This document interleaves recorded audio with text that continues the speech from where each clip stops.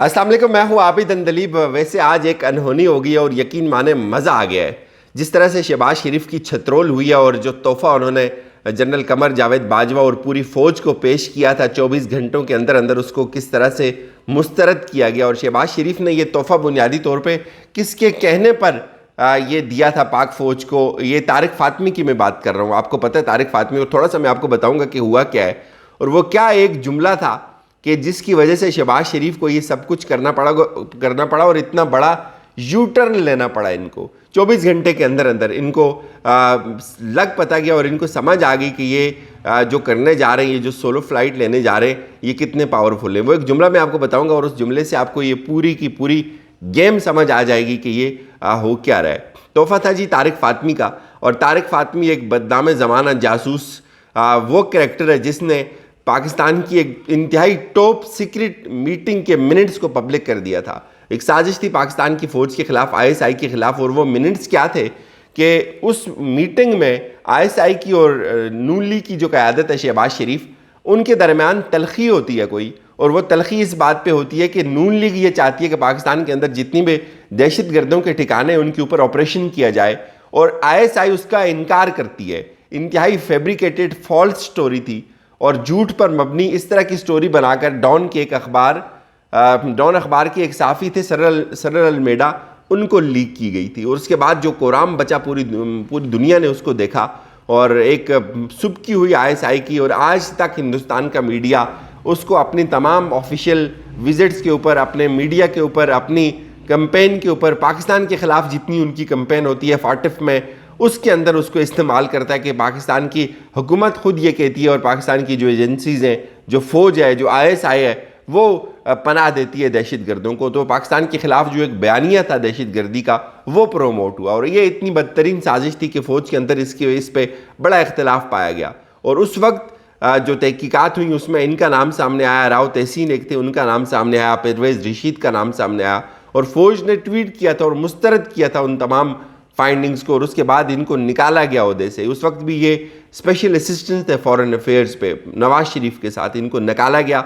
और आज कुछ दिन पहले आपने देखा कि अचानक जब शहबाज शरीफ अभी अपनी कुछ लोगों के साथ जो माशी टीम है उनकी, वो उनके साथ बैठे हुए होते हैं और उसमें तारिक फ़ातमी नज़र आते हैं, तो चौंक गए हम लोग, यार ये क्या हो गया है, ये तारिक फ़ातमी यहाँ कहाँ से आ गया। माशी टीम की मुलाकात है, फॉरेन अफेयर की मुलाकात नहीं है, और ये मुलाकात भी नहीं है कोई ऐसी सरसरी सी बैठक है, और तारिक फ़ातमी यहाँ क्या कर रहा है। और उसको रंग ये दिया गया कि ये शहबाज शरीफ की जो अपनी माशी टीम है उसके साथ कोई मुलाकात हो रही है। और उसके बाद एक तूफ़ान बपा हुआ कि यार ये क्या कर रही है नून लीग। और उस वक्त पता चला कि नवाज शरीफ के कहने पर तारिक फ़ातमी को जो है वो शामिल किया जा रहा है काबीना के अंदर। और आपने फिर ये देखा कि कुछ दिन के अंदर अंदर, यानी कि कल उनके एक स्पेशल एक नोटिफिकेशन जारी होता है कि शहबाज शरीफ जो वज़ीर आज़म है, उनके मामले खुसूसी होंगे खारजा उमूर पे, फॉरेन अफेयर्स पे उनको असिस्ट करेंगे तारिक फ़ातमी साहब। तारिक फ़ातमी साहब कौन है? जिन्होंने पाकिस्तान की इंतहाई टॉप सीक्रेट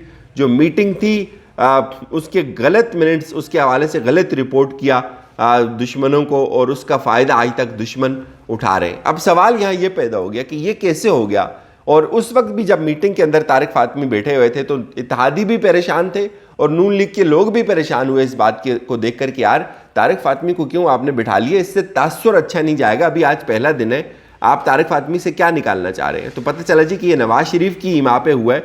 नवाज शरीफ जो है वो उनके बड़े करीब है, और नवाज शरीफ ने इस बूढ़े बुजुर्ग को जो है वो शामिल कर दिया इस काबीना के अंदर। शहबाज शरीफ को बहुत मजबूरन यू टर्न लेना पड़ा 24 घंटे के अंदर अंदर। और सवाल ये भी है कि आपने अगर तारिक फ़ातमी को नहीं रखना था तो आपने ये नोटिफिकेशन क्यों किया?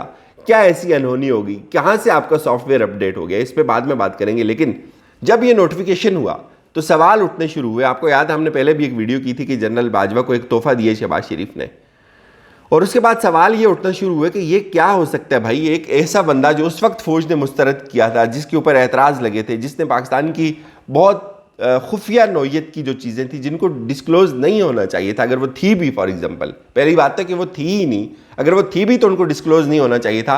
एक ऐसे जासूस को आपने दोबारा उसी जगह पे वहीं से काम आपने शुरू कर दिया।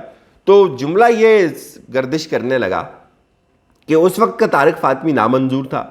आज ऐसी क्या तब्दीली आ गई है कि तारिक फ़ातमी मंजूर हो गया है? आज ऐसी क्या तब्दीली आ गई है कि ये सब का सब कुंबा जिसके बारे में पहले कुछ और सुनते आए थे, ये मंजूर हो गया है। तो पता चला कि भाई बहुत सख्त तनकीद हुई है, इनको थोड़ी सी परेशानी का सामना करना पड़ा है और 24 घंटे के अंदर इन्होंने यू टर्न लिया है और अब तारिक फातमी का जो है वो जो नोटिफिकेशन था वो कैंसिल कर दिया है। बड़ी दिलचस्प बात यहाँ से शुरू होती है। इस एक यू टर्न से आपको अंदाज़ा हो जाना चाहिए कि जो इनकलाबी थे, जो ये कहते थे कि मज़ाहमत होगी और जो ये कहते थे कि वोट को इज्जत दो, जो ये कहते थे कि जो नाम लेकर तनकीद करते थे, आप इस जुमले को सोचें कि वो इस वक्त कहाँ खड़े हैं, वो इस वक्त कहाँ खड़े हैं। और फिर एक और बात है, आपको पता था तारिक फातमी 2 नंबर आदमी है, जासूस है, इसने गलत बयानी की हुई है। आपको पता था तारिक फातमी के हवाले से किन किन हलकों में क्या तासुर पाया जाता है। आपको पता था कि आप उस माइंडसेट को चेंज नहीं कर सकते। आपको पहले दिन तनकीद आना आपके ऊपर शुरू हो गई थी। पहले दिन जब तारिक फातमी आपकी पहली मीटिंग के अंदर बैठा हुआ पाया गया तो उस दिन से आपके ऊपर तनकीद आना शुरू हो गई थी और आपको ये पता था कि ये तनकीद आएगी और आपको ये भी पता था कि आप इसको अपॉइंट करने जा रहे हैं और आपको ये भी पता था कि आप इसको जब अपॉइंट करेंगे तो इसके बाद भी आपके ऊपर तनकीद आएगी। जब सवाल ये है कि जब आपको पता था तारिक फातमी कौन है, इसके ऊपर आपको तनकीद आनी है और आपने इसको अपॉइंट फिर भी करना है नवाज शरीफ के कहने पे, तो फिर आपने इसको फारिग क्यों किया? अगर आपने इसको फारिग करना था तो फिर आपने इसको अपॉइंट क्यों किया? ये वो 2 चीज़ें बिटवीन द लाइन रिफ्ट जो है, अगर आप इसको समझने की कोशिश करें कि जो लोग ये कहते हैं ना कि रिफ्ट नहीं और ये कुंबा चल जाएगा, ये कुंबा नहीं चल रहा है। बहुत सारी जो इत्तेहादी जमातें थी उन्होंने तशवीश का इजहार किया कि भाई तुम इस बूढ़े बंदे से क्या निकालना चाह रहे हो, कौन से फॉरेन अफेयर और इनके पास जो चीज़ें ऐसी हैं, ऐसी चीज़ें जो आपको जो हेल्प आउट करेंगे ये। और फिर शहबाज शरीफ को जो है वो 24 घंटों के अंदर अंदर उसको वापस करना पड़ा और इस पर फवाद चौधरी का एक बड़ा ज़बरदस्त ट्वीट आया है। तारिक फातमी जैसे बदनाम ज़माना एजेंट से खारजा उमूर का महकमा वापस लेना दुरुस्त फैसला है। अगेन मेरा सवाल फिर वही है कि भाई दिया क्यों था? तुम्हें पता था, तुम इसके क्रेडेंशियल्स को, इसके सीवी को नहीं जानते हो। ये नवाज शरीफ के कहने पे उस वक्त इसने जो चीज़ें लीक की थी वो नवाज शरीफ के कहने पे की थी और यही वजह है, अगर इसने अपनी तरफ से की होती तो आज ये दोबारा इस काबीना का हिस्सा ना बनता। उस वक्त इसने नवाज शरीफ की खिदमत गुजारी की थी, आज नवाज शरीफ ने इसको दोबारा नवाजने की कोशिश की और अगलों ने उठाकर बाहर फेंक दिया, मुस्तरद कर दिया। फवाद चौधरी कहते हैं कि इसी असूल पर ख्वाजा आसिफ जैसे फौज दुश्मन शख्स से वजारत दिफा का कलमदान भी वापस लेना चाहिए। पाकिस्तान के शहीदों और गाजियों के ख़ानदान ऐसे शख्स को दिफा का महकमा देने पर शदीद मुतफक्किर हैं।